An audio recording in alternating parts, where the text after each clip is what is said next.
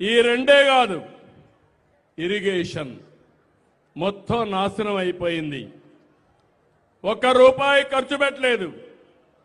రాయలసీమ రాళ్లసీమగా మారిపోయింది. ఇంకో పక్క నేను ఆ రోజు ఇరిగేషన్ ప్రాజెక్టుల పైన అన్ని జిల్లాలకు వెళ్లి ప్రజా చైతన్యం కోసం కృషి చేశాను.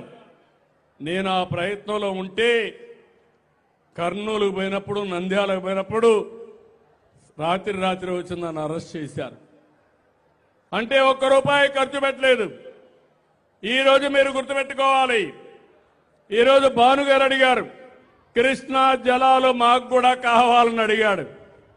ఈరోజు కృష్ణా జలాలు రాయలసీమలో ఇవ్వొచ్చని ఆలోచించిన ఒకే ఒక నాయకుడు నందమూరి తారక రామారావు గారు.